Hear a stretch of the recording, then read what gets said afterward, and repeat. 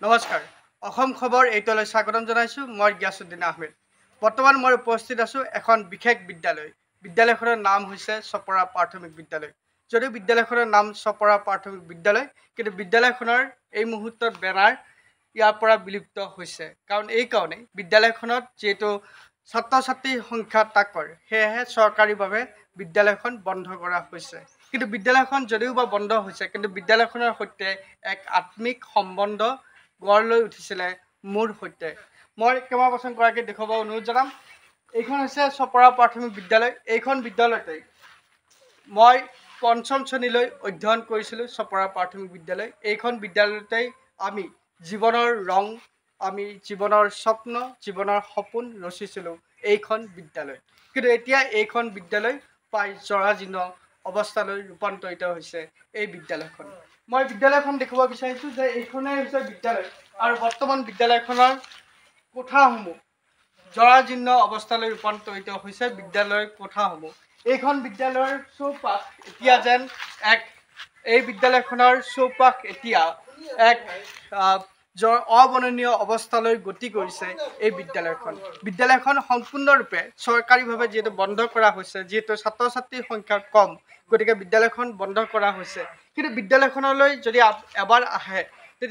তেতিয়াহ'লে বিদ্যালয়খনৰ সৈতে আমাৰ এক সম্বন্ধ আছিলে বিদ্যালয়খনতে আমি জীৱনৰ সপোন ৰচিছিলোঁ বিদ্যালয়খনৰ সৈতে আমাৰ এক আত্মিক সম্বন্ধ আছিলে কিন্তু অতি দুখৰ বিষয় অতি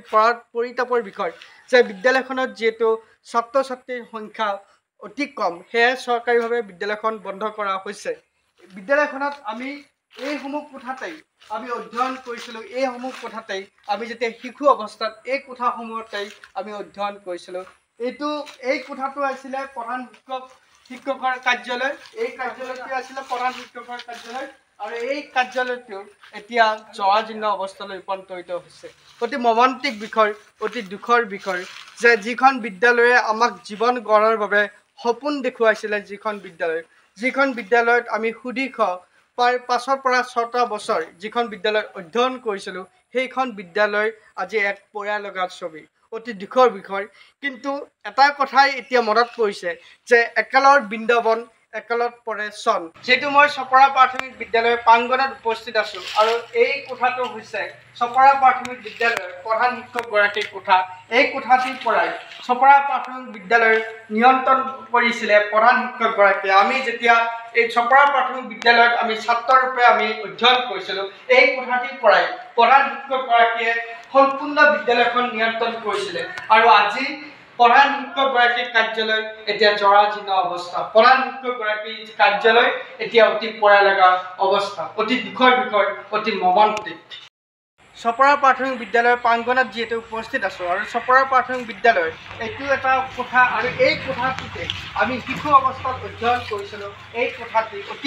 যেতিয়া আমি এই কোঠাটিত অধ্যয়ন কৰিছিলোঁ তেতিয়া কোঠাটি এক পৰিষ্কাৰ পৰিচ্ছন্নতাৰে কোঠাটি সজ্জিত কৰা হৈছিলে কিন্তু এতিয়া পয়া লগা ছবি এতিয়া এই কোঠাটিৰ অৱস্থা জৰাজীৰ্ণ অৱস্থা এই কোঠাটিৰ অৱস্থা অতি মৰ্মান্তিক অতি বেদনাদায়ক এই কোঠাটিৰ অৱস্থা এই কোঠাতেই আমি অধ্যয়ন কৰিছিলোঁ এই কোঠাতেই আমি জীৱনৰ সপোনৰ বিষয়ে আমি কল্পনা কৰিছিলোঁ কিন্তু এই কোঠাটি এতিয়া অতি জৰাজীৰ্ণ অৱস্থা এই কোঠাটি এতিয়া এক পয়া লগা